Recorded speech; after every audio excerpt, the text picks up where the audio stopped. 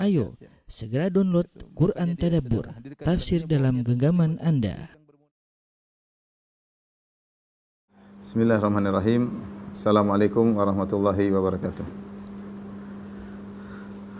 Innal hamdalillah nahmaduhu wa nasta'inuhu wa nastaghfiruhu wa natubu ilaihi wa na'udzu billahi min syururi anfusina wa sayyiati a'malina may yahdihillahu fala mudilla lahu wa may yudlil fala hadiyalah. Asyhadu an la ilaha illallah wahdahu la syarikalah wa asyhadu anna Muhammadan abduhu wa rasuluhu la nabiyya ba'dah. Ya ayyuhalladzina amanu taqullaha haqqa tuqatih wa la tamutunna illa wa antum muslimun. Fa inna asdaqal hadithi kitabullah wa khairal huda huda Muhammadin sallallahu alaihi wasallam wa syarrul umuri muhdatsatuha wa kullu muhdatsatin bid'ah wa kullu bid'atin dhalalah wa kullu dhalalatin finnar. Para pemirsa yang dirahmati Allah Subhanahu wa taala, terkhususkan para dokter-dokter ya, baik yang senior atau yang masih sebaya dengan saya ya. Alhamdulillah pada kesempatan pagi hari ini kita bisa bersuah di forum ini dalam rangka untuk saling mengingatkan. Dan topik yang akan kita bahas pada kesempatan kali ini tentang hakikatud dunia, tentang hakikat daripada dunia ini. Karena kita tahu bahwasanya dunia ini hanyalah tempat persinggahan ya. Kita hakikatnya adalah seorang musafir yang sedang berjalan menuju pertemuan dengan pencipta kita Rabbul Alamin. Akan kita tempuh berbagai macam fase. Kita telah menempuh fase janin ya. Setelah itu sekarang kita pada fase yang kedua, yaitu fase di kehidupan dunia.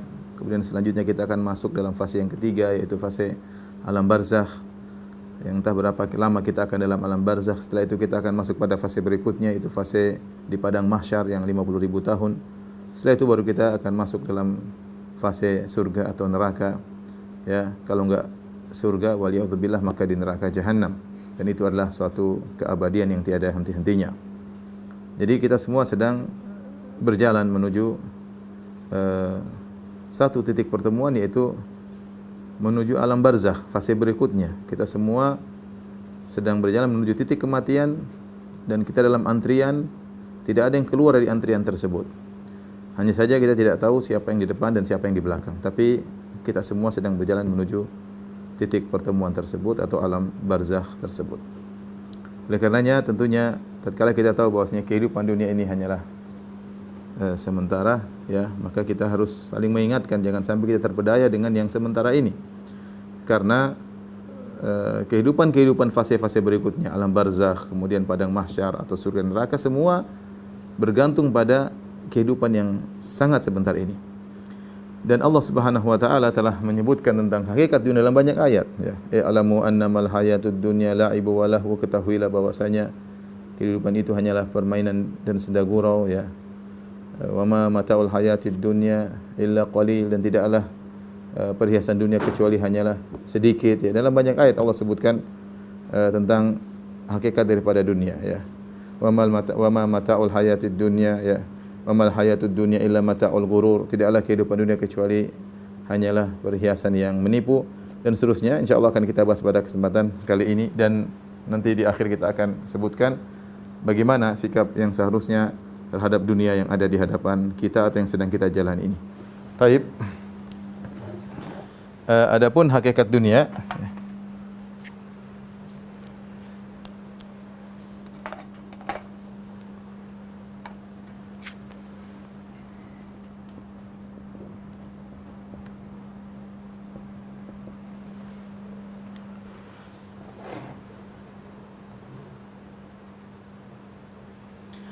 hakikat dunia ya.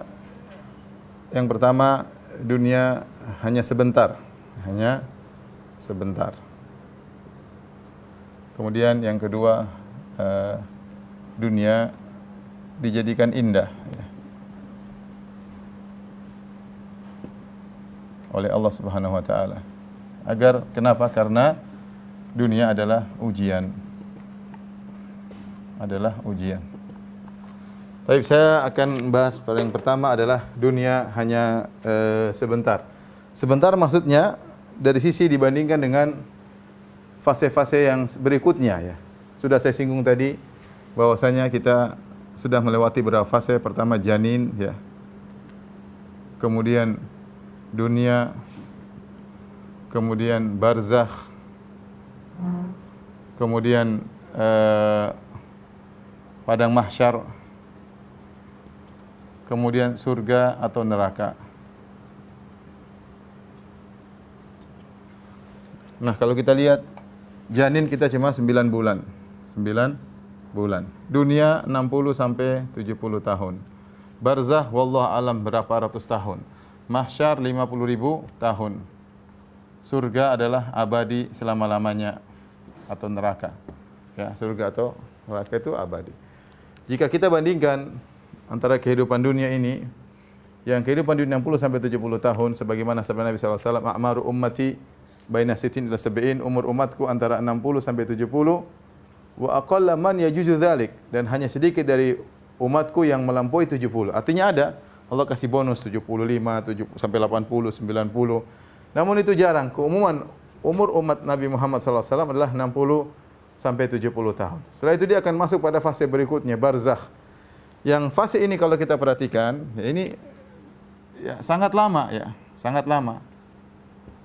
Tidak ada bandingannya dibandingkan dengan hanya 60 sampai 70, hanya sedikit sebentar ya. Barzakh saja seorang bisa dalam barzakh ratusan tahun, bisa ribuan tahun. Belum di padang mahsyar 50.000 tahun. Belum di surga dan neraka abadi. Apa bandingannya ini semua dengan hanya 60 dan 70 tahun. Oleh karenanya kata Allah Subhanahu wa taala ketika mereka melihat hari kiamat, Allah mengatakan ka'annahum yauma yarawnaha lam yalbathu illa 'ashiyatan aw duhaha. Kata Allah Subhanahu wa taala ka'annahum yauma yarawnaha lam yalbathu illa 'ashiyatan aw duhaha, ya. Kata Allah Subhanahu wa taala ketika mereka melihat hari kiamat, mereka seakan-akan tidak tinggal di dunia kecuali hanya satu sore atau hanya di waktu duha, hanya sebentar. Hanya sebentar mereka merasakan karena mereka tahu dahsyatnya hari kiamat, dan ternyata dunia cuma sebentar, di hadapan kita masih banyak fase kehidupan yang sangat panjang. Kemudian juga dalam ayat yang lain ketika Allah bertanya kepada orang-orang di akhirat ketika dibangkitkan, kata Allah, "Kam labithtum fil ardi adada sinin?" Berapa lama kalian tinggal di bumi? Ya. Berapa tahun? Qalu labithna yauman aw ba'dha yaum. Apa jawaban mereka? Qalu labithna yauman aw ba'dha yaum. Kami hanya tinggal di dunia itu satu hari atau sebagian hari. Hanya satu hari atau sebagian. Kenapa? Karena begitu singkatnya mereka rasakan, ternyata di depan kehidupan mereka adalah kehidupan yang sangat panjang. Ya, 60 70 itu enggak terasa jika dibandingkan dengan barzakh, mahsyar, surga, sangat sedikit, ya. Belum 60 ini, 70 tahun ini kita belum potong lagi, ya. Belum potong kita untuk tidur, belum potong untuk aktivitas dunia, ya. Jadi sebenarnya waktu efektif kita untuk akhirat tidak banyak, ya. Namun ini adalah poin yang sangat penting, ya. Inilah yang sedang kita jalani sekarang, adalah titik kritis karena dia adalah penentu untuk yang selanjutnya. Barzakh, mahsyar, surga atau neraka semua kembali kepada dunia karena dunia adalah tempat untuk menanam. Adapun barzakh, mahsyar, surga dan neraka adalah tempat kita panen apa yang kita tanam selama di dunia, ya. Baik. Banyak dalil yang Allah sebutkan yang menjelaskan bahwasanya dunia itu hanyalah sebentar, ya. Seperti firman Allah Subhanahu wa taala, ya. Mata'un qalil, ya. Kesenangan yang sebentar.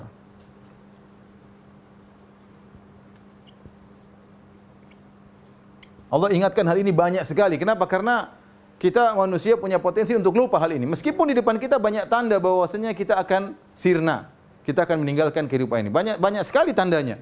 Seperti kita lihat saudara-saudara kita banyak yang meninggal, ya. Apalagi musim Covid gini, kawan-kawan kita banyak yang meninggal. Saya punya daftar kawan di telepon, saya hapus sebagian. Kenapa meninggal? Karena kena Covid. Kita dengar berita ini meninggal, ini meninggal, ini meninggal. Kemarin kita masih ngobrol, tahu-tahu beberapa hari kemudian sudah meninggal dunia, banyak. Jadi sebenarnya banyak yang tanda-tanda yang menunjukkan kita ini hanya tidak lama di atas muka bumi ini, ya. Kemudian juga tubuh kita, ya. Tatkala Allah Subhanahu wa taala berfirman, "Wa ja'akumun nadhir," telah datang peringatan bagi kalian, yaitu Sebagian salaf menafsirkan yaitu uban. Orang sudah beruban, rambut sudah putih, tanda bahwasanya dia akan selesai, ya, dia akan selesai dari kehidupan ini, dia akan segera masuk pada fase berikutnya, ya. Dan itu di antara rahmat Allah. Seandainya manusia tidak ada ubannya, kemudian selalu segar tiba-tiba meninggal, dia tidak akan persiapan. Tetapi tatkala Allah kasih tanda-tanda, matanya mulai rabun, kemudian gerakannya mulai tidak lincah seperti dahulu, tidak seperti di masa muda, pendengarannya mulai lemah, ya, rambutnya mulai putih, kekuatan tidak seperti dulu, ya. Ini dalil bahwasanya kau sebentar lagi, ya, akan berpindah kepada fase berikutnya, ya, bahwasanya dunia ini hanyalah sebentar. Makanya Allah mengatakan mataun qalil. Allah juga berfirman, ya, wa ma mata'al hayatid dunya fil akhirati illa qalil. Taib. Di antara hal yang menunjukkan bahwasanya dunia itu sebentar, dunia dinamakan dengan dunia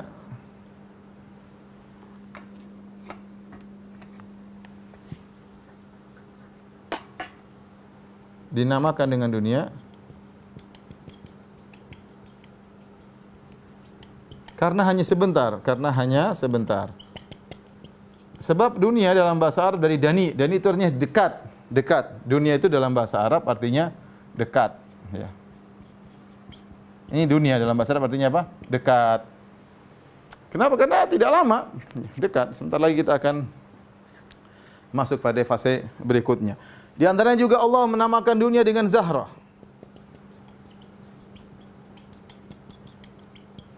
Dunia dengan Zahrah.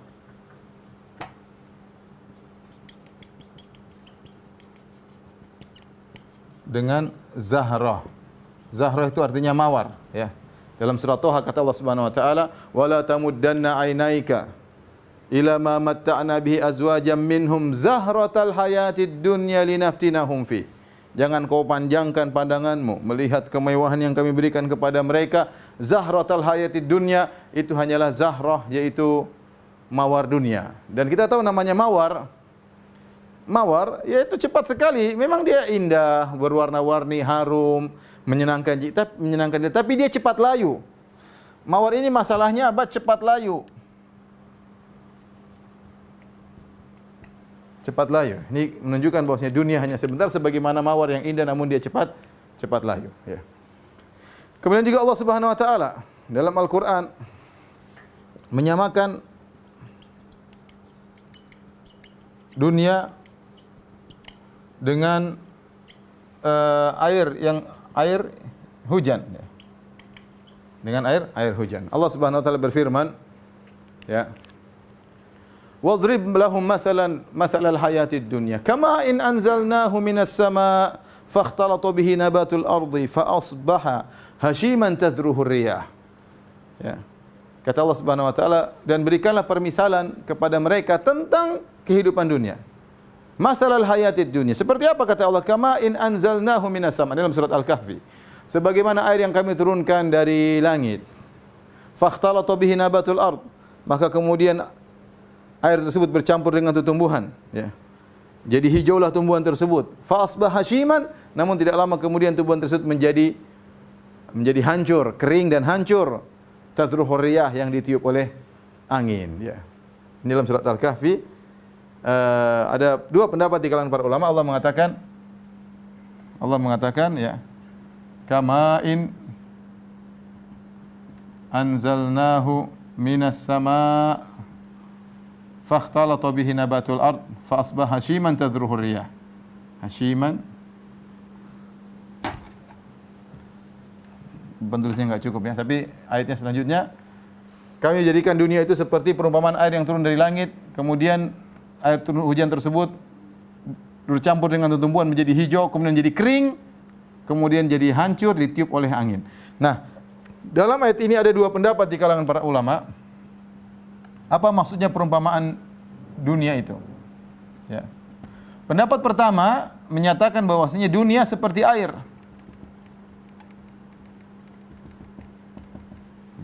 Dunia seperti air.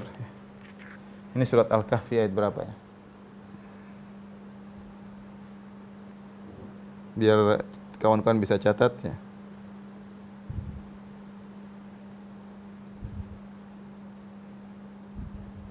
Surat Al-Kahfi bentar. Ayat 45. Ayat 45. Surat Al-Kahfi 18 ayat 45. Pendapat pertama mengatakan dunia seperti air, ya. Kenapa diibaratkan dengan air? Kenapa air, ya, tidak menetap, sering berubah, ya. Kadang kemudian menguap jadi awan, kemudian menjadi air. Kalau musim dingin menjadi es, ya. Dia bisa jadi apa? Air, bisa jadi uap, bisa jadi hujan, bisa jadi es, ya. Ini hakikat air. Nah, demikian pula dunia seperti itu. Dunia kita ini dunia berubah-ubah. Tidak stabil kondisi kita. Kadang kita sehat, kadang kita sakit, kadang kita tertawa, kadang kita sedih. Terkadang kita lagi ekonomi bagus, terkadang dicoba oleh Allah Subhanahu wa taala ekonomi lagi jatuh. Terkadang disenyumin sama istri, terkadang diomelin sama istri, ya. Terkadang ketawa sama istri, terkadang ngomelin istri. Ini kehidupan tidak menetap seperti air. Ya Allah sebutkan, ya. Kemudian di antara kesamaan kata para ulama antara dunia dengan air, yaitu air, ya. Yang paling penting air, ya, kalau kebanyakan bahaya. Ya, bahaya. Diambil secukupnya saja.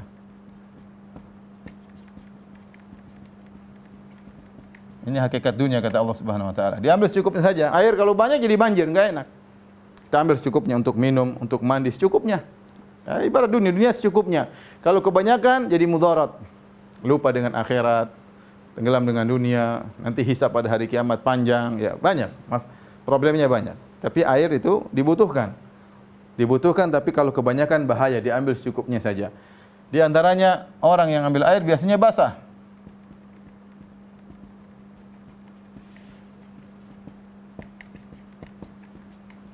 Biasanya basah, ya. Kata para ulama, sebagaimana dunia pasti ada resikonya. Ambil air pasti kecipratan, dengan mudarat, ya. Ini pendapat. Pendapat yang kedua mengatakan bahwa ayat ini perumpamaannya adalah perumpamaan secara utuh. Ayatnya secara utuh, yaitu seperti air yang menjadikan tumbuhan hijau. Tumbuhan hijau lalu kering. Nah, dunia itu seperti tumbuhan yang hijau ini. Dunia itu seperti tumbuhan yang hijau. Hijau enak dilihat, enak dipandang. Tetapi fa asbaha hashiman tadruhu riyah. Cepat sekali menjadi kering, kemudian dia berguguran, kemudian ditiup oleh angin. Dunia seperti itu. Nah, kehidupan kita sebentar, tidak lama. Dan ini menggambarkan tentang sebentarnya kehidupan dunia, ya. Sebentarnya kehidupan dunia.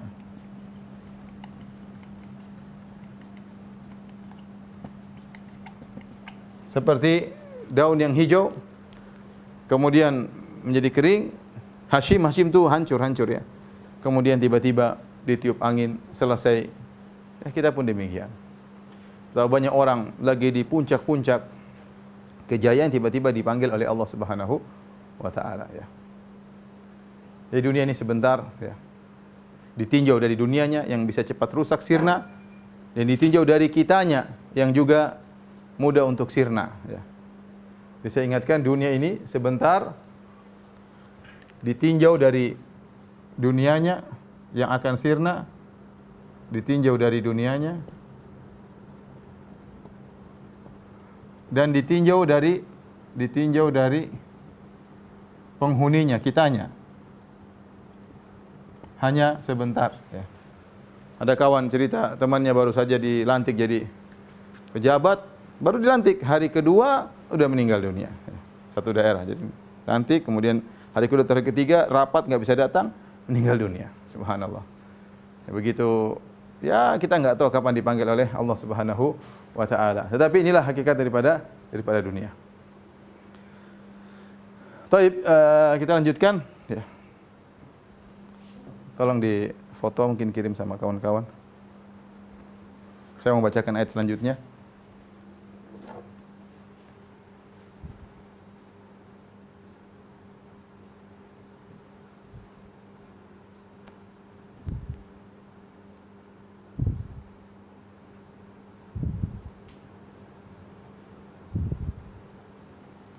Tolong dihapus.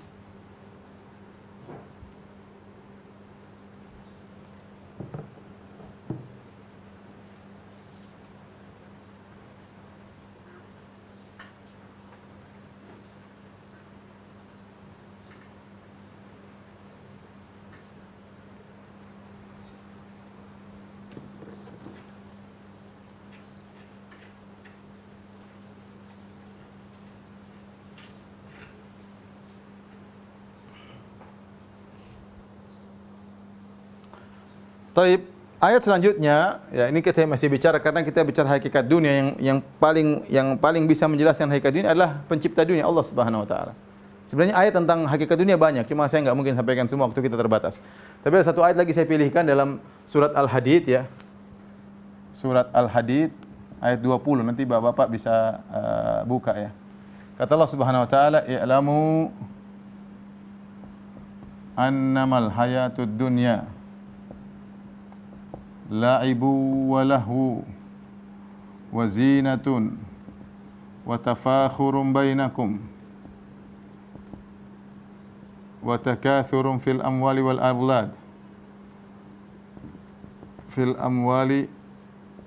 aulad kemudian kamathali ghaithin a'jabal kuffara nabatuhu kamathali ghaithin a'jabal kuffara nabatuhu thumma yahiju fatarahu musfarra thumma yakunu hutama wa fil akhirati adzabun syadid wa maghfiratun minallahi wa ridwan wa mal hayatud dunya illa mata'ul ghurur. Baik, kita akan artikan ayat ini, surat Al-Hadid ayat 20. Kata Allah, ketahuilah. Allah mengatakan ketahuilah. Jadi ilmuilah, yakinilah, ya, yakinilah. Annamal hayatud dunya. Sungguhnya, annam itu dalam bahasa Arab artinya tufidul hasar, yaitu sesungguhnya, hanyalah. Kalau kita bahasa kita artinya hanyalah. Hanyalah kehidupan dunia itu hanyalah permainan. Ini permainan. Allah namakan permainan. Ya, saya catat ya. Allah namakan pertama permainan. Kemudian yang kedua sendau gurau. Gurauan. Kedua. Kemudian yang ketiga zina, perhiasan. Ini yang ketiga, perhiasan. Kemudian yang keempat wa tafakhurun bainakum, bangga-banggaan. Yang keempat ya. Satu, ini dua, tiga, ini yang keempat. Wa takathurun, banyak-banyakan. Banyak-banyakan.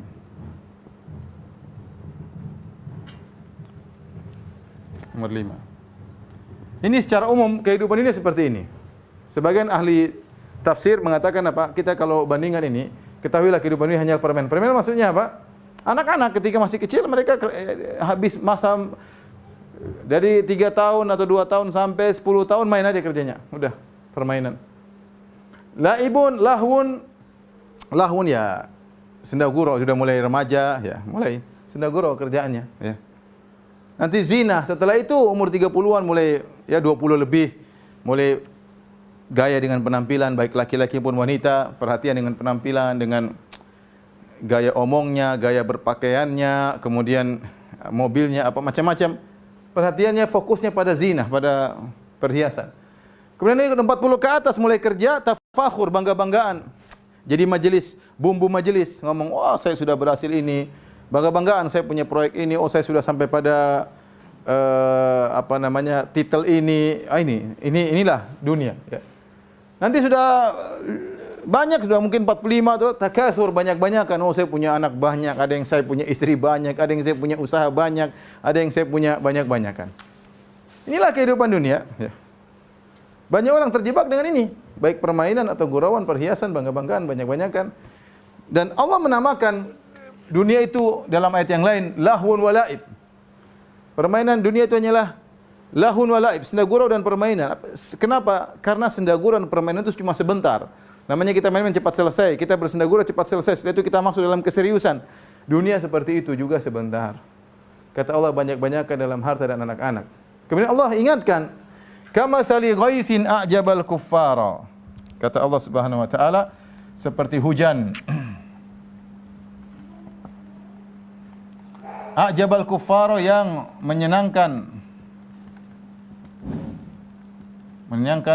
penanam, ya, yang menyenangkan apa? Yang tumbuhannya nabatuhu, yang tumbuhannya menyenangkan para penanam atau petani. Kemudian tiba-tiba thumma yahiju fatarahu musfarra, kemudian kering. Lalu kering. Kau melihatnya menjadi apa? Kuning. Kemudian hancur lebur. Ya. Di akhir ayat kata Allah, "Wa mal hayatud dunya illa mata'ul ghurur." Tidaklah kehidupan dunia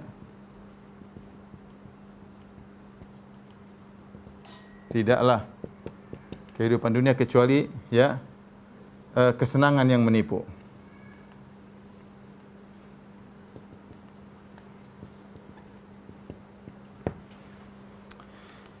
Demikianlah ya, kita bicara dunia ya. Seperti hujan, benar hujan turun. Orang yang menanam melihat hijau-hijau tumbuhan tersebut bahagia, namun tidak lama kemudian menjadi kering, kuning, sudah kelihatan kuning seperti kita manusia ya, mulai kelihatan tua, rambut mulai putih ya, mulai pucat, macam. Kemudian tiba-tiba hutama hancur. Itulah perumpamaan dengan kehidupan dunia. Maka Allah ingatkan, sungguhnya tidaklah kehidupan dunia kecuali hanyalah kesenangan yang menipu. Banyak orang terpedaya. Oleh karenanya kita masuk pada hakikat dunia yang kedua. Hakikat dunia yang kedua yang tadi sudah kita tuliskan. Hakikat dunia yang kedua adalah apa? Dunia itu dibuat indah oleh Allah sebagai ujian. Atau kita lanjutkan jadi dibuat indah ya sebagai ujian. Terlalu banyak dalil bahwasanya Allah menjadikan dunia memang indah. Di antaranya firman Allah Subhanahu wa taala surat Al-Kahfi, "Inna ja'alna ma 'alal ardi zinatan laha linabluwahum." Artinya kami jadikan apa yang di atas bumi itu sebagai zina, perhiasan. Kata Allah, kami jadikan di atas bumi sebagai hiasan. Jadi hiasan memang. Dunia ini hiasan, dihiasi, indah. Tadi Allah mengatakan, Allah menamakan ini dengan apa? Zahratal hayatud dunya. Zahrah, mawar. Ya, Allah namakan dengan mawar. Tidak ada yang ragu, mawar itu indah. Mawar apa? Berwarna-warni, warna-warni. Subhanallah, saya lihat warna, ada mawar merah, mawar putih, mawar merah muda, mawar kuning. Masya Allah, mawar ini luar biasa ya. Kemudian indah apa lagi? Harum. Ya, harum. Cuma dia layu, cepat mudah untuk layu. Tapi indah untuk dipandang ya. Allah juga berfirman, "Zuyyina lin-nasi hubbus syahwat." Ya. Kata Allah, "Zuyyina lin-nasi hubbus syahwati minan nisa'i wal banin wal qanatir muqantarati." Ya. Minal fiddati wal khayl musawwati wal khayl musawwan wal an'am wal harth, dzalika mata'ul hayatid dunya. Dalam surat Al-Imran kata Allah, ya, dihiasi untuk manusia. Kata Allah, dihiaskan bagi manusia hubbus syahwat minan nisa, senang dengan wanita, wal banin, anak-anak. Ini perhiasan dunia ya. Al malu wal banuna zinatul hayatid dunya. Kata Allah, harta dan anak-anak perhiasan dunia. Allah boleh jadikan dunia itu indah tapi ujian. Zuyyina lin-nasi hubbus syahwat minan nisa'i wal banin, anak-anak dan istri wanita dan anak-anak, wal qanatiril muqantarati minadh dhahabi wal fiddati wal khailil musawwamati wal an'ami wal harth. Ya, Allah juga jadikan indah di mata manusia harta, emas, perak, kuda-kuda pilihan, ya, binatang ternak dan tanaman-tanaman. Dzalika mata'ul hayatid dunya, dan itulah perhiasan dunia kata Allah ya. Allah menjadikan dunia sebagai perhiasan. Kemudian juga Nabi SAW bersabda, ya, ad-dunya hulwatun khadirah. Kata Nabi, dunia itu manis dan hijau. Dunia manis dan hijau. Ya. Wa inna Allah ja'alakum mustakhlafina fiha, dan Allah menjadikan kalian untuk tinggal di dunia itu, ya, sebagai ujian. Liyanzura kaifa ta'malun, agar Allah lihat apa yang kalian lakukan berhadapan dengan ujian tersebut. Jadi kita harus tahu memang dunia dibuat indah. Ketertarikan kepada dunia itu suatu manusiawi, karena memang kita sedang diuji dengan dunia. Banyak hal yang membuat kita tertarik. Wanita bagi laki-laki, kemudian anak-anak, ya, kemudian harta, pekerjaan, kemudian pemandangan-pemandangan yang indah, ya, mobil-mobil mewah, kemudian barang-barang mewah, rumah yang menyenangkan. Banyak hal yang membuat kita tertarik, ya. Banyak, semuanya bisa menggoda kita. Tapi kita harus sadar bahwasanya dunia adalah ujian. Kemudian hakikat dunia yang ketiga, kelanjutannya, dunia adalah ujian. Ini banyak Allah Subhanahu wa taala contoh dalam Al-Qur'an. Allah berfirman, ya. Kata Allah, kullu nafsin dha'iqatul maut wa nabluukum bisyarri wal khairi fitnah. Kata Allah, setiap orang yang bernyawa pasti akan merasakan mati. Kemudian kata Allah, wa nabluukum bisyarri wal khairi fitnah wa ilaina turja'un. Kami menguji kalian dengan keburukan dan kebaikan sebagai ujian, dan kepada kamilah kalian akan kembali. Jadi Allah menguji manusia dengan keburukan maupun dengan kebaikan. Jangan disangka bahwasanya ujian itu hanyalah keburukannya, sakit, hanya kekurangan ekonomi, bahkan kebaikan juga sehat, cerdas, punya titel, punya jabatan, semua adalah ujian. Oleh karena sebenarnya kita ini ketika masuk dalam dunia, kita sedang masuk dalam ruangan ujian. Ruangan ujian. Cuma kita sadar sedang diuji atau tidak. Tapi kita semua dalam ruangan ujian. Sebagian orang merasa diuji ketika dia sakit saja. Ya, ketika dia sakit saja dia merasa diuji. Padahal ujian itu luas.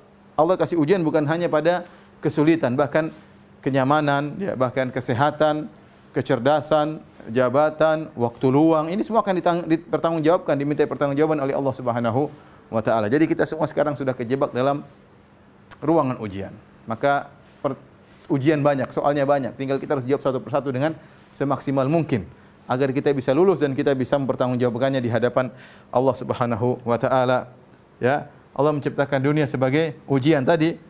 Kata Allah Subhanahu wa taala, zahratal hayatid dunya linaftinahum fih. Ya. Zahratal hayatid dunya linaftinahum fih. Kami jadikan dunia sebagai mawar, linaftinahum fi, agar kami menguji mereka, ya. Jadi dunia adalah untuk ujian. Kemudian lagi misalnya Allah Subhanahu wa taala berfirman, wa huwa alladhi khalaqas samawati wal arda wa ma bainahuma fi sittati ayyamin wa kana arsyu 'alal ma' liyabluwakum ayyukum ahsanu amala. Dia yang telah menciptakan langit dan bumi dan apa yang di antara keduanya, dan arsy-Nya di atas air. Kata Allah, liyabluwakum ayyukum ahsanu amala, agar Allah menguji kalian siapa di antara amal yang terbaik. Allah juga berfirman, tabarakalladzi biyadihil mulku wa huwa ala kulli syai'in qadir, alladzi khalaqal mauta wal hayata liyabluwakum ayyukum ahsanu amala. Segala puji bagi Allah yang di mana kerajaan semua berada di tangannya. Alladzi khalaqal mauta wal hayat, yang telah menciptakan kematian, menciptakan kehidupan, liyabluwakum, untuk menguji kalian siapa di antara kalian yang amalnya terbaik. Jadi ini hakikat dunia. Saya bisa simpulkan 3 hal. Dunia itu adalah sangat cepat dan sangat singkat. Yang kedua, dunia dibuat indah oleh Allah Subhanahu wa taala. Yang ketiga, dibuat indah oleh Allah sebagai ujian, maka seorang bersiap-siap menghadapi ujian tersebut. Tolong dihapus, kita lanjutkan lagi.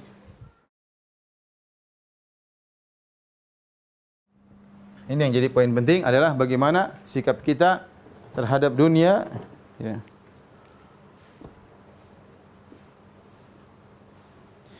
Saya bisa pada 3 poin, ya. Pertama, dunia sebagai sarana akhirat, sebagai sarana meraih akhirat.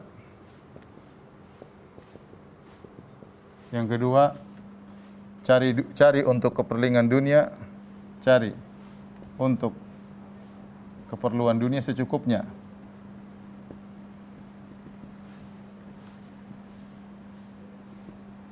Yang ketiga, ya, manfaatkan sisa umur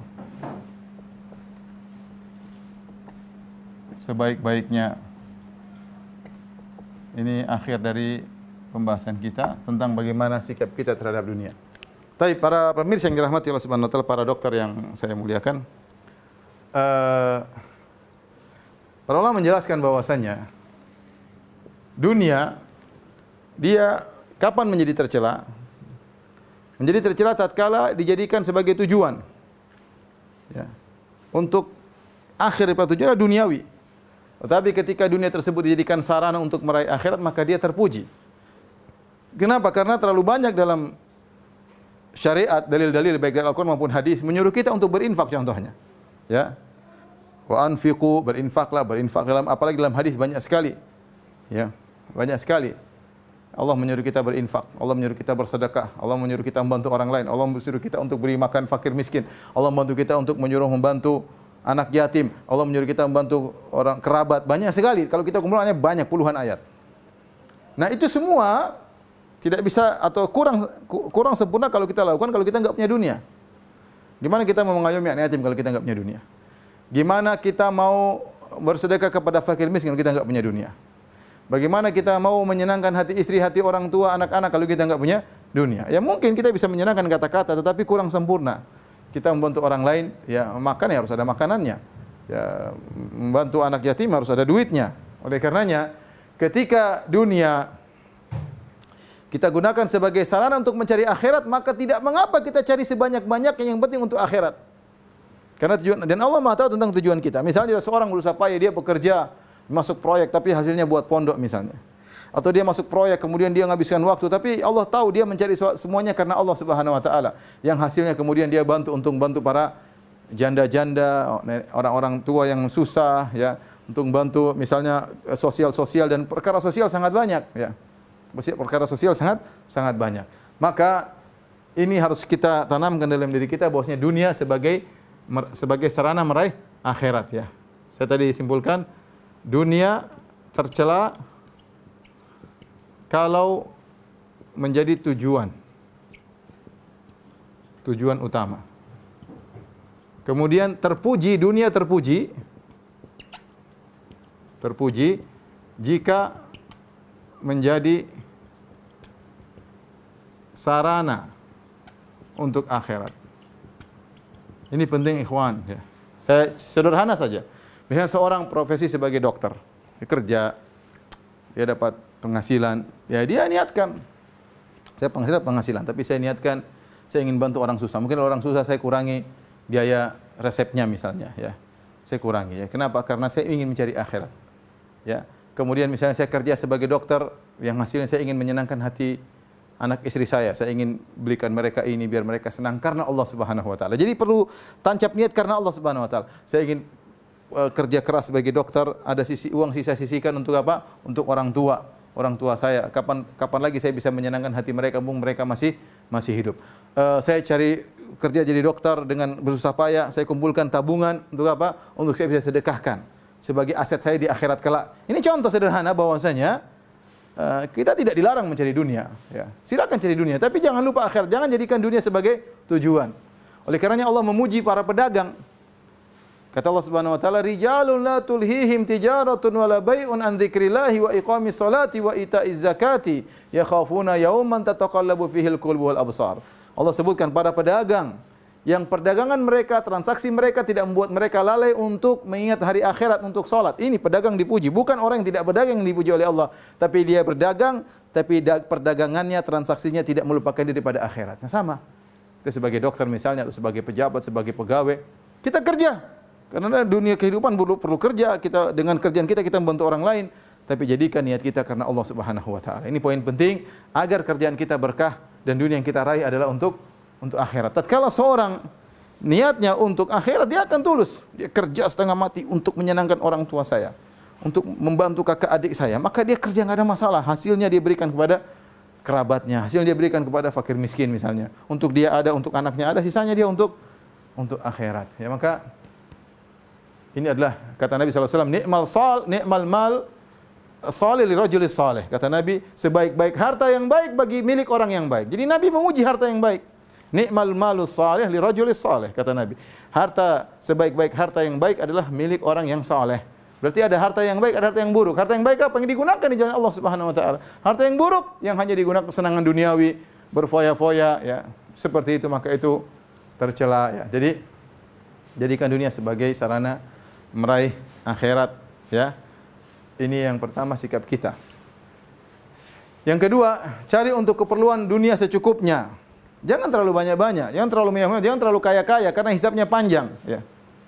Kata Nabi SAW ketika hadis Ibnu Mas'ud radhiyallahu anhu, ketika Nabi SAW sedang tidur di atas tikar, kemudian Ibnu Mas'ud mengatakan, "Ya Rasulullah, bagaimana kalau kita buat kasur sehingga kau tidak langsung nempel perutmu, lambungmu di tikar menimbulkan bekas, kasih kasur biar enak." Apa kata Nabi SAW? Mali walid dunya. Kata Nabi SAW, mali wad dunya. Walid dunya. Innama mathali wa mathalid dunya karakibin istadhalla tahta syajaratin thumma raha fatarakaha. Kata Nabi SAW, apa urusanku dengan dunia? Kata Nabi, apa urusanku dengan dunia? Innama mathali wa mathal dunia, perumpamanku dengan dunia.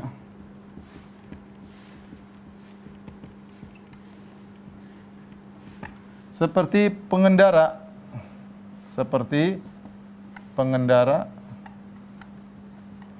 yang bernaung di bawah pohon. Setelah itu pergi dan meninggalkannya, lalu pergi dan meninggalkannya. Meninggalkan pohon tersebut.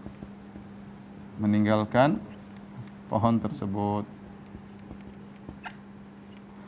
Jadi ini perumpamaan yang sangat luar biasa. Nabi menggambarkan pertama apa urusan dengan dunia. Perumpamaan dengan dunia seperti pengendara. Jadi kita sedang bersafar, ya. Dunia cuma lewat. Dunia itu seperti orang yang berkendaraan kemudian dia mampir sebentar di bawah naungan pohon. Istirahat sebentar secukupnya. Karena namanya naungan pohon semakin mengecil, lama-lama habis. Ya sudah, ya. Dan dia masih jauh. Kalau dia tidur terus, dia nggak akan sampai. Dia harus berjalan. Kalau dia tidur terus, dia ketinggalan sama yang lain. Maka dia secukupnya kemudian dia melanjutkan perjalanan. Ya. Apakah pantas kemudian dia mampir ke pohon, kemudian dia bikin rumah di bawah pohon? Ya enggak lah. Ini cuma tempat sehingga sebentar kemudian pergi. Seperti dunia, kita pun demikian. Maka cukup istirahat secukupnya, kemudian melanjutkan perjalanan. Perjalanan kita masih panjang, para pemirsa yang dirahmati Allah Subhanahu wa taala. Demikian pula kita tatkala di dunia ini secukupnya, ambil harta secukupnya. Saya tidak melarang kita hidup senang. Syariat tidak melarang. Qul man harrama zinatallahi allati akhraja li ibadihi wat thayyibati minar rizq. Kata Allah, siapa yang mengharamkan perhiasan dunia Allah? Enggak jadi masalah. Kita punya rumah silakan, punya istana silakan. Tapi jangan lupa bikin istana di surga. Ya. Kita makan kenyang enggak ada masalah. Jangan lupa kita sedekah. Jangan lupa kita bantu keluarga, jangan kita lupa bantu kerabat, jangan lupa kita bantu tetangga. Jangan lupa kita punya sedikit rezeki untuk dakwah, untuk masjid misalnya. Jangan lupa ya. Ya akhi, kita hidup cuma sebentar, setelah itu selesai dan tinggal kita memanen apa yang kita lakukan selama ini di dunia. Oleh karenanya secukupnya. Kalau tidak, Allah telah melarang. Akhirnya kita terlalu banyak dunia, akhirat sedikit, dan ini bahaya. Allah mengatakan alhaakumut takatsur. Alhaakumut takatsur hatta zurtumul maqabir. Kata Allah, telah melalaikan kalian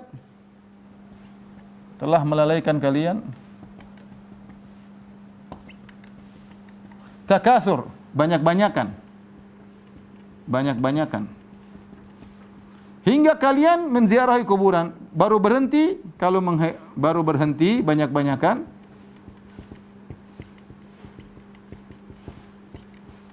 kalau masuk kubur.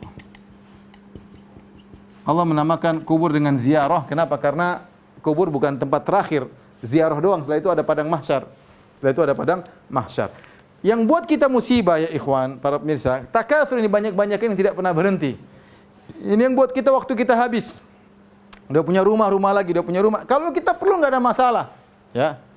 Misalnya seorang punya istri 4, punya anak 50, ya enggak apa rumah buat istri 1, istri kedua, istri. Kalau rumah istri cuma 1, anak cuma 2, kemudian rumah 5, ngapain? Mending kita, ya sudah anak dibangunkan rumah, sisanya untuk sedekah, untuk masa depan kita di akhirat. Ya, saya ingin safety buat anak-anak. Iya, safety buat anak-anak, buat istri, buat dirimu juga butuh safety di akhirat. Ya. Kau ingin safety dirimu dengan sumbangan yang banyak untuk dirimu di akhirat. Ya, untuk dirimu di akhirat. Karena kau nanti sendiri. Saya dengar cerita seorang syekh cerita tentang ada seorang suami, dia sedang pergi ke toko buah kemudian di Arab sana, kemudian tiba-tiba dia lihat anggur, dia ingat istrinya, anak-anaknya suka makan anggur, maka dia beli 2 atau dia beli 1. Kemudian dia karena sibuk dia suruh orang bawa pulang ke rumah saya lagi lanjutkan perjalanan. Dia suka dengan anggur tersebut. Ketika sampai di rumah, kemudian anak istrinya makan anggur sampai habis, tidak disisakan buat dia. Begitu dia pulang, dia tanya, mana anggurnya? Kata mereka, aduh kami lupa sama kamu. Subhanallah. Tiba-tiba dia tersadarkan. Subhanallah. Di dunia saja mereka bisa lupa dengan saya. Bagaimana saya di akhirat? Saya juga harus menyelamatkan diri saya. Benar, saya menyelamatkan istri anak-anak dengan mengajak mereka kepada kebaikan, dengan memberi kebutuhan mereka. Saya juga harus selamat. Saya juga harus punya tabungan di akhirat. Nah, kalau kita takatsur banyak-banyakan sampai rambut sudah tua masih pingin punya mobil banyak, masih sampai kapan ya akhi, tiba-tiba kita meninggal, semua itu tidak ada nilainya bagi kita. Oleh karena seorang waspada, ya. Punya harta boleh tapi jangan banyak-banyakan. Ingat juga kepada ibu-ibu, banyak-banyakan tas, banyak-banyakan dompet, banyak-banyakan HP, banyak-banyakan sendal, banyak-banyakan nanti masukkan Instagram, pamer sana, pamer sini. Ini buat kita binasa. Kita aja kalau bangun satu rumah, ini pengalaman pribadi, bangun satu rumah butuh waktu bertahun-tahun. Cari tanah setahun. Bangun rumah setahun. Belum kalau ada utang, mikir utang berapa lama. Waktu kita tersita, kapan kita membaca Quran, kapan kita mau pengajian, sementara rambut kita sudah mulai beruban. Masih perbanyak-banyak. Ini yang menjadikan kata Allah, Al-Hakum, telah melalaikan kalian. Dunia tidak dilarang, silakan perlunya, tapi jangan sampai terlalaikan. Kenapa? Karena kita mengambil berlebihan tidak sesuai dengan kecukupan. Masih ingin lagi.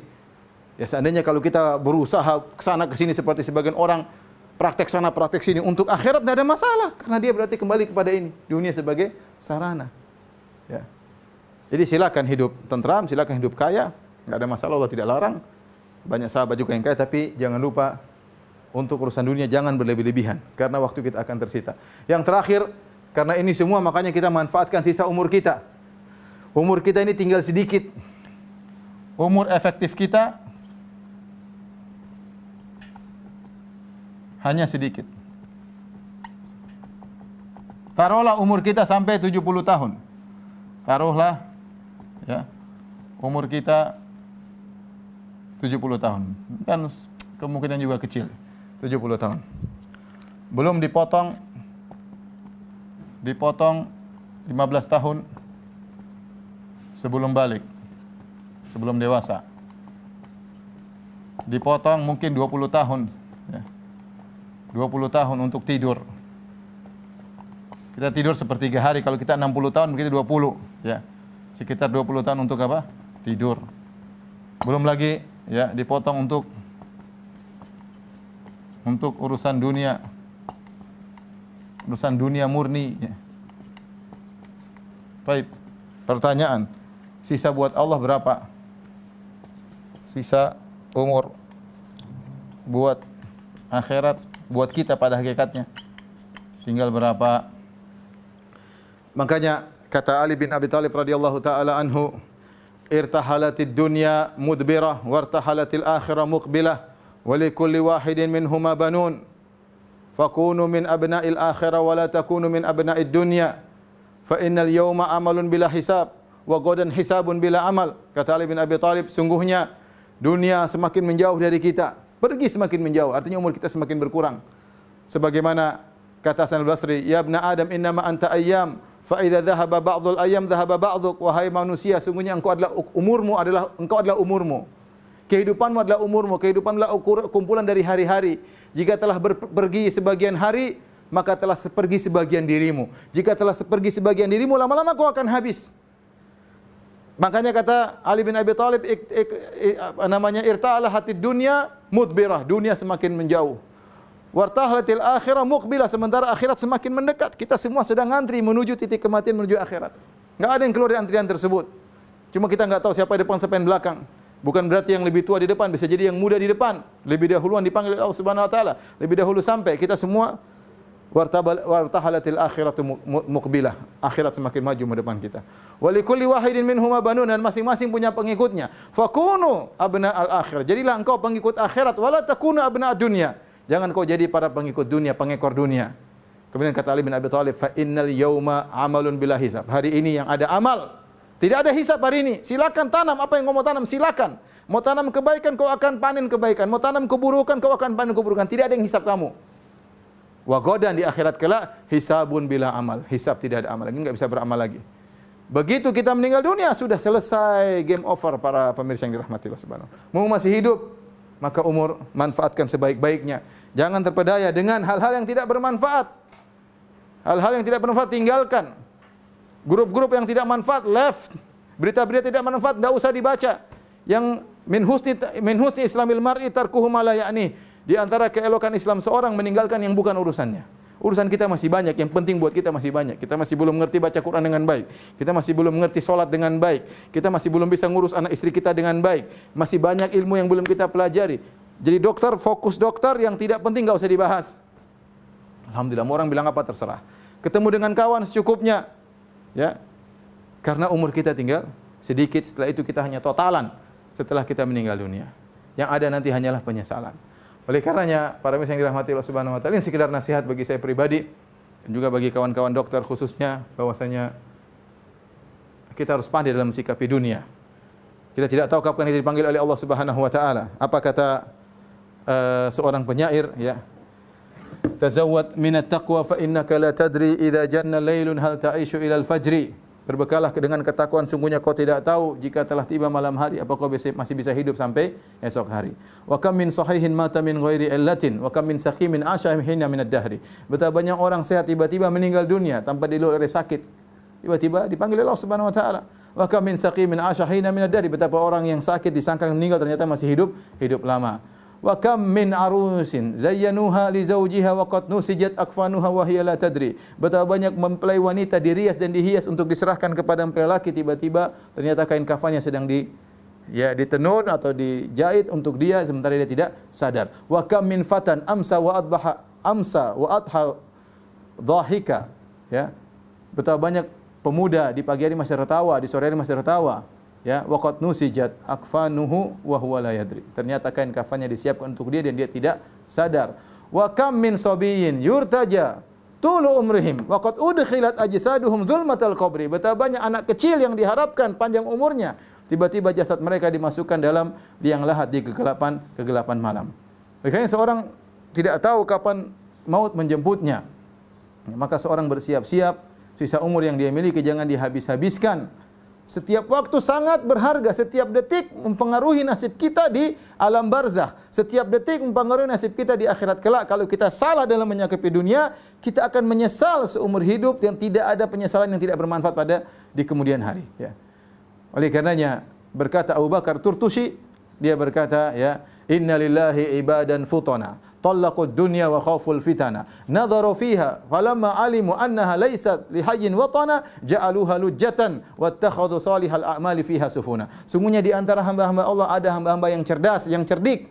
Siapa hamba cerdas tersebut? Ya, talaqud dunya wa khaful fitana. Mereka meninggalkan dunia dan mereka takut dengan fitnah-fitnah. Nadharu fiha, tatkala mereka memandang tentang hakikat dunia, mereka tahu annaha laysat lihayyin watana, mereka tahu dunia bukanlah tempat tinggal yang sungguhnya. Ja'aluha lujjatan, mereka jadikan dunia seperti ombak yang siap, ya, menenggelamkan orang lain, manusia. Wattakhadhu salihal a'mali fiha sufuna, lantas mereka menjadikan amal soleh sebagai kapal yang menyelamatkan mereka dari ombak-ombak fitnah dunia tersebut. Oleh karenanya para pemirsa yang dirahmati Allah Subhanahu wa taala, masing-masing kita introspeksi diri, ya. Silakan jalani dunia, tapi kita harus punya sikap yang benar, Jangan sampai dunia masuk dalam hati kita, jangan itu menjadikan tujuan utama kita sehingga kita lalai dengan akhirat kita yang sebenarnya kehidupan kita yang sungguhnya adalah akhirat, dunia hanya sekedar mampir sebentar saja. Wabillahi taufiq wal hidayah. Yang berikutnya kalau ada yang bertanya saya persilakan. Wallahu taala alam bisawab. Terima kasih Ustaz dengan atas nasihat dan materi yang diberikan pada kajian. Untuk pertanyaan pertama, bagaimana menjadi zuhud dalam era saat ini yang banyak media sosial yang berpotensi sebagai ajang berbangga diri? Kalau kita salah pergaulan repot ya. Seorang gaulnya sama orang-orang yang branded ya. Apalagi istri gaulnya sama wanita itu branded ya. Akhirnya nuntut suaminya untuk, kan dia pergaulan, salah pergaulan kita ikut gaya orang tersebut ya. Dan Nabi SAW sudah mengatakan al-maru ala dini khalilihi, seorang berdasarkan agama temannya ya. Kalau kita tidak ingin terjebak dalam hal-hal tersebut, maka kita bergaul jangan komunitas tersebut. Bergaul ya kita kenal orang, boleh kenal orang yang suka branded-branditan oke. Tapi kalau kita semakin dekat kita terbawa. Kalau kita punya duit, akhirnya duit kita habis untuk beli seperti itu. Kalau kita enggak punya duit, maka hidup kita penuh dengan penderitaan. Kenapa dia? Apalagi ibu-ibu. Aduh, teman saya punya ini mahal, sebentar saya punya murah. Kalau kita hidup susah, istri kita bergaul sama orang kaya, bilang jangan bergaul sama dia. Nanti dia tidak pandai bersyukur. Suruh bergaul sama ibu-ibu yang miskin-miskin supaya dia pandai bersyukur dan menghargai kita. Adapun kalau kita biarkan istri kita bergaul sama orang kaya, wanita yang branded itu, ya. Lama-lama kita disuruh jadi bandit agar bisa membelikan barang-barang branded ya. Oleh karenanya jangan, kalau ingin dia sayang sama kita, berterima kasih sama kita, jangan biarkan dia bergaul salah bergaul. Ya, nanti akhirnya apa? Dia tidak hargai kita. Nuntut ya. Maka medsos ini musibah ya. Ajang pamer-pameran. Padahal kita tahu apa yang kita beli ini akan dihisab oleh Allah Subhanahu wa taala. Bayangkan seorang wanita kemudian beli tas misalnya harganya 100 juta. Hisapnya panjang, enggak gampang. Apalagi beli tas yang harga 1,5 miliar. Gimana cara hisapnya? Coba dia gunakan untuk bersedekah, dia gunakan untuk bangun istana di akhirat dengan membuat masjid. Bayangkan. Dan apa dia mau apa dengan hal tersebut? Mau mendapat pengakuan manusia. Ya akhi subhanallah. Tapi ya demikianlah banyak wanita-wanita seperti itu. Maka saya katakan agar kita terhindar daripada itu, maka jangan salah bergaul. Jangan salah bergaul. Sering pergilah ke kuburan sana ya. Lihatlah bagaimana, coba lihat kalau berdiri di liang lahat yang sedang digali. Nanti kita bakalan tinggal di situ. Bayangkan kalau tidur di situ gelap, sempit. Bayangkan kalau disempit oleh Allah Subhanahu wa taala bagaimana? Tapi kalau kita punya amal soleh akan diluaskan oleh Allah sejauh mata memandang. Ya, ente yang masuk situ istri ente enggak ikut, yang ente belikan tas buat dia tidak akan ikut masuk dalam situ. Tas ente yang bawa dalam kuburan enggak ada faedah, cuma kain kafan masukkan dalam situ. Ya. Saya tidak melarang seorang memiliki barang-barang yang bagus. Oke, barang bagus manfaat silakan. Ustaz saya pengen beli Alphard karena silakan enggak ada masalah. Selama ente bisa pertanggungjawaban di hadapan Allah, saya memang butuh enggak ada masalah. Tapi jangan pelit, sudah beli mobil mewah ya sedekah juga jalan. Sedekah juga jalan. Jadi hati-hati jangan terjebak dengan kawan-kawan. Pergaulan ini sangat membentuk perilaku seorang. Bergaul dengan orang suka pamer, akhirnya juga dia tukang pamer. Ya, wallahu a'lam bishawab. Pertanyaan selanjutnya Ustaz, bagaimana sikap kita agar tidak tertipu oleh dunia, termasuk rasa cinta dan sayang kepada istri atau suami serta anak-anak? Rasa sayang sama istri dituntut ya. Kalau enggak sayang sama istri nanti cari lagi istri yang lain ya. Terus enggak pernah puas. Sayang sama istri, sayang suami itu perlu. Makanya Nabi menyuruh kita untuk saling menumbuhkan kasih sayang. Nabi ngajarin gimana cara suami semakin sayang sama istri, bagaimana istri semakin sayang sama suami. Karena kehidupan rumah tangga dibangun di atas kasih sayang. Yang tidak boleh kalau kasih sayang berlebihan yang menjerumuskan mereka dalam keburukan. Itu namanya kita tidak amanah karena istri kita adalah titipan dari Allah. Suami adalah titipan dari Allah, ya. Anak-anak titipan dari Allah. Maka kalau kita sayang sama mereka, tidak semua yang mereka minta kita kasih. Ya. Oleh karenanya terkadang istri menjadi musuh ya. Ya. Sebagaimana Allah Subhanahu wa taala menyebut dalam Al-Qur'an ya. Inna min azwajikum wa auladikum aduwwan lakum fahdharuhum. Sungguhnya di antara istri kalian, anak kalian ada musuh bagi kalian, maka hati-hatilah. Siapa mereka ini? Itu anak istri yang buat kita lalai. Ya, terkadang mereka jadi musuh ya. Karena terlalu sayang kita. Kita sayang, justru kalau kita sayang konsekuensinya harusnya kita jaga mereka. Ya. Jadi sayang kepada keluarga, kepada pasangan hidup itu perlu, tetapi justru konsekuensi dari rasa sayang adalah kita tidak memberikan semua yang mereka inginkan. Ya. Kita atur, kita ini bagus, kita kasih. Kalau nggak bagus jangan dikasih. Wallahu a'lam bishawab. Ustaz, untuk pertanyaan berikutnya, saya seorang dokter wanita yang juga seorang dosen, saat ini sedang melanjutkan pendidikan magister. Apakah saya berdosa untuk tetap berkarir karena sejujurnya hampir seluruh dari penghasilan saya digunakan untuk memberi ke orang tua saya yang sedang terjerat hutang riba, sedekah kepada keluarga dekat maupun keluarga jauh dan juga teman-teman dekat, karena suami pun penghasilannya hanya cukup untuk tangga kami saja serta keluarga-keluarganya, namun tidak cukup untuk memberi ke orang tua dan kerabat saya. Bertakwa kepada Allah semampunya, lanjutkan pendidikan, bertakwa semampunya, ya, semaksimal mungkin bertakwa, jangan terlalu banyak berbicara sama laki-laki, ya, jangan berusaha duduk jauh dari laki-laki, ya, pokoknya segala hal yang diharamkan oleh Allah sebisa mungkin dijauhkan, ya, sebisa mungkin, karena kondisinya seperti saya dengar tadi memang perkaranya sulit, ya, semoga apa yang dilakukan oleh Bu Dokter, ya, menjadi pahala karena niatnya untuk orang tua dan juga untuk kerabat, ya. Semoga menjadi amal soleh di sisi Allah Subhanahu wa taala. Tapi tadi bertakwa kepada Allah, jauhi segala perkara yang syubhat, jangan menggampangkan perkara-perkara yang bisa menjerumuskan kepada maksiat. Wallahu a'lam bishawab. Ustaz, untuk pertanyaan berikutnya, apa hukumnya jika seorang istri yang sudah mendapat nafkah yang cukup dari suami, tapi istri tetap ingin mencari penghasilan? Apakah ini termasuk cinta dunia? Karena pastinya usaha sang istri akan memakan waktu untuk mengurus usahanya dan waktu untuk belajar agamanya akan berkurang. Jadi bagaimana sebaiknya, Ustaz? Saya tidak tahu motivasi dia mencari dunia untuk apa, ya. Jadi pertama begini, istri kan paling bagus kalau memang suaminya sudah mencukupinya kebutuhannya, dia di rumah. Dengan di rumah, dan itu hukum asal wanita, waqarna fi buyutikunna, hendaknya kalian di rumah-rumah kalian. Hukum asalnya para sahabat dulu mereka tidak keluar rumah kecuali ada perkara yang penting, ya. Beda masalahnya jika ternyata suami sudah bekerja ternyata enggak cukup. Ya, istrinya harus bekerja dalam rangka membantu suami, itu lain cerita. Tapi kalau tadi pertanyaannya istrinya suami sudah berkecukupan, ya, maka dia fokus untuk melayani suaminya, fokus untuk mengurusi anak-anaknya. Siapa yang mengurusi mereka? Ya, tapi kalau motivasinya mungkin tadi seperti tadi saya katakan ternyata orang tuanya lilit utang dan macam-macam dan suaminya mengizinkan, ya maka motivasinya apa? Kalau motivasinya untuk akhirat, maka insya Allah nggak jadi masalah. Selama pekerjaannya dia bisa menjaga dirinya. Tapi kalau motivasinya hanya sekedar untuk ngumpulin duit sebanyak-banyaknya, ya ngapain dia meninggalkan kewajiban, ngurus suami, mendidik anak-anak, dia tinggalkan hanya untuk mencari secercah dunia akan sirna, ya. Maka tentu ini perbuatan tercela. Saya tidak tahu motivasinya apa, ya. Ya oleh karenanya seorang introspeksi diri, ya, dia motivasinya apa untuk kerja seperti itu. Ya. Wallahu a'lam bishawab. Berikutnya, sebagian kelompok meninggalkan pekerjaannya untuk berdakwah, keluar selama beberapa hari hingga beberapa bulan, meninggalkan anak istrinya tanpa memberi nafkah.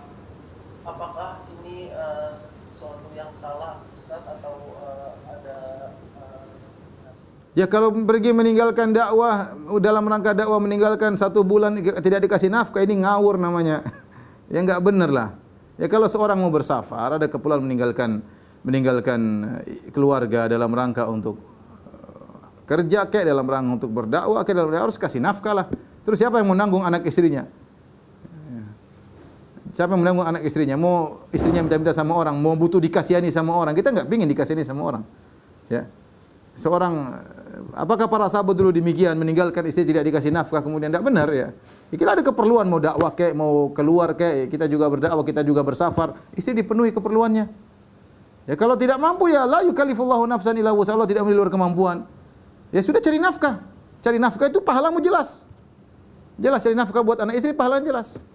Ente berdakwah tidak jelas, belum tentu berilmu untuk berdakwah, belum tentu ente ikhlas, istri yang jelas-jelas wajib dikasih nafkah ditinggalkan. Ini enggak benar. Ini salah skala prioritas atau salah pemahaman yang benar. Oleh karenanya dinasihati kalau ada keperluan mau dakwah kayak mau apa kayak, anak istri harus dipenuhi keperluannya. Wallahu a'lam bishawab. Makanya jangankan hanya sekedar dakwah, haji saja syaratnya apa? Haji ini haji rukun Islam.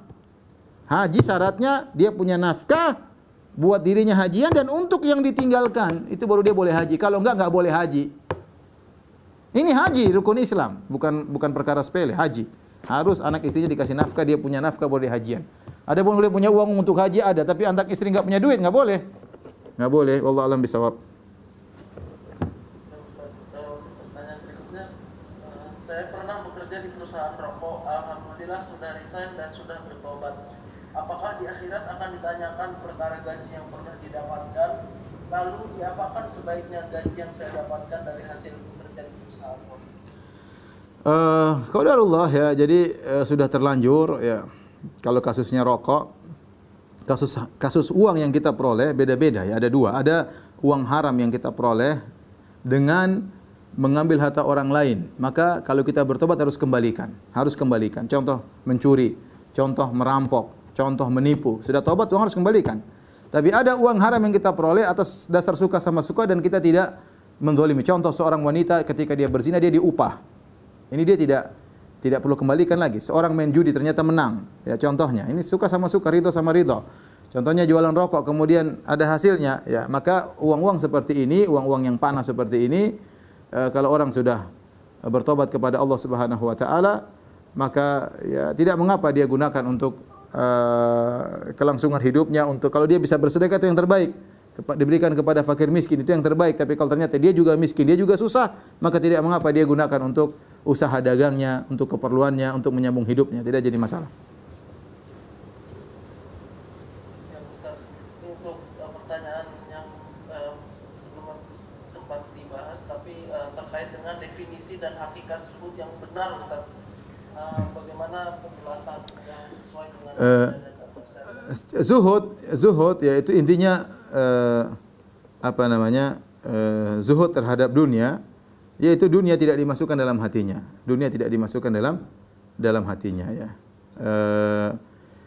Sebagian ulama mengatakan namanya zuhud yaitu tarku syai'in la yanfa'u fil akhirah.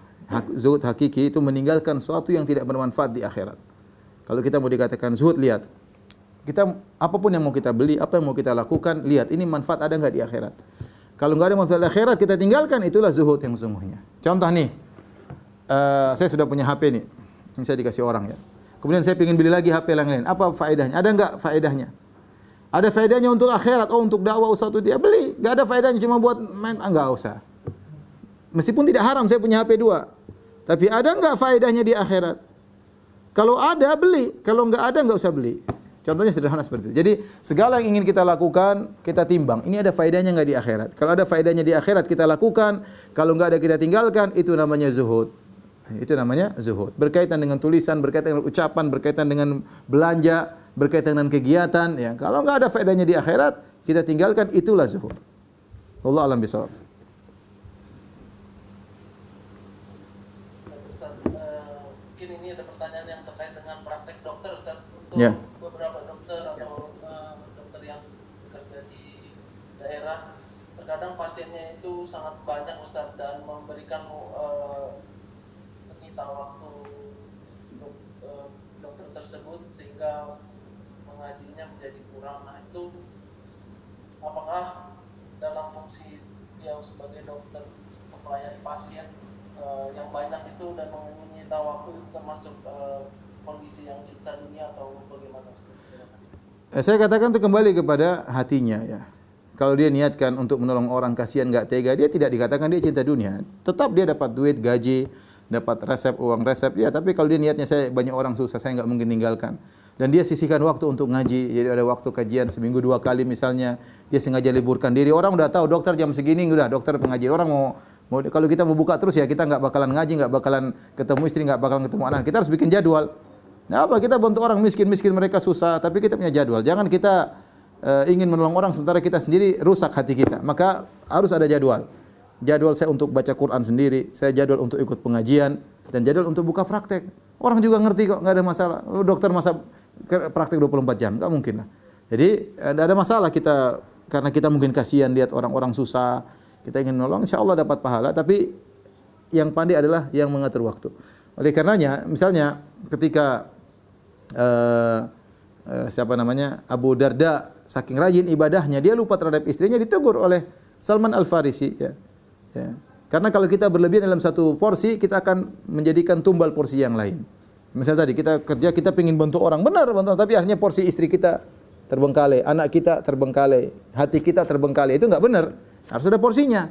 Ya, ada saatnya kita untuk keluarga, ada saatnya untuk anak-anak, ada saatnya untuk dakwah, ada saatnya untuk bantu orang, ada saatnya untuk melayani pasien ya. Jadi kalau motivasi kita membantu orang insyaallah tidak tercela, cuma jangan lalaikan kewajiban yang lain. Wallahu a'lam bishawab. Boleh pertanyaan terakhir, dua pertanyaan lagi. Ya, dua pertanyaan lagi. Siap, Ustaz. Baik, Ustaz. Nah, Ustaz, saya bekerja sebagai abdi negara di bidang purbakala atau yang mempunyai fokus melestarikan peninggalan cagar budaya. Bagaimana hukum pekerjaan dunia yang seperti ini, Ustaz? Terima kasih. Cagar budaya kalau baik lestarikan, budaya kalau buruk tidak boleh dilestarikan. Itu hukum syariat Islam demikian. Kalau budaya bagus tentang tumbuh-tumbuhan, pohon-pohonan, peninggalan-peninggalan yang ada sejarah yang baik nilainya, maka bagus kita lestarikan. Tapi kalau ternyata budaya tersebut ternyata kesyirikan, ya jangan dilestarikan ya. Kalau budaya tersebut berkaitan dengan kita ternyata kesyirikan, maka jangan dilestarikan ya. Wallahu a'lam bishawab.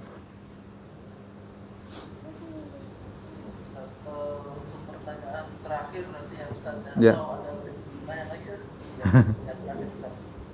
Silakan. Ustaz, bagaimana hukumnya jika kita mempunyai anak perempuan yang ingin mengejar ilmu dunia, yaitu perkuliahan, di bidang perkuliahan ini, namun jauh dari kita atau di luar kota, apakah diperbolehkan untuk sekarang yang difokuskan adalah ilmu terkait kimia, Ustaz? Terima kasih. Kita tugasnya mengarahkan. Kalau ilmu dunia tersebut bermanfaat bagi dunianya dan tidak memudaratkan akhiratnya, maka kita dukung. Tapi kalau ternyata tujuan dia belajar dunia dan itu memberi mudarat kepada akhiratnya, ya, misalnya dia belajar ilmu apakah yang bertentangan dengan syariat, maka kita larang. Tapi kalau itu bermanfaat bagi dunianya dan tidak memudaratkan akhiratnya, maka tidak jadi masalah. Ilmu dunia boleh semua belajar. Seperti contoh ke dokter bidan kita butuh bidan, kita butuh misalnya dokter wanita ya. Apalagi yang berkaitan dengan penyakit-penyakit wanita, tentu itu diperbolehkan. Jadi kita yang nimbang, kalaupun dia belajar dunia, kita harus bekali agama dengan baik ya. Ingatkan sholatnya, diingatkan, terus mengajinya diingatkan ya, ditelepon, dinasihati baik-baik. Ya, anak-anak sekarang kalau kita lepaskan juga bahaya ya. Lepaskan bahaya jauh dari kita, terkadang dia macam-macam pergaulannya, akhirnya justru kita yang menjerumuskan dalam maksiat, repot nanti kita di akhirat. Intinya jika perkara dunia tersebut bermanfaat dan tidak mengapa belajar ilmu dunia, yang penting kita kontrol, kita arahkan ya dengan kepada hal-hal yang baik. Demikian, mohon maaf atas segala kekurangan yang saya sampaikan.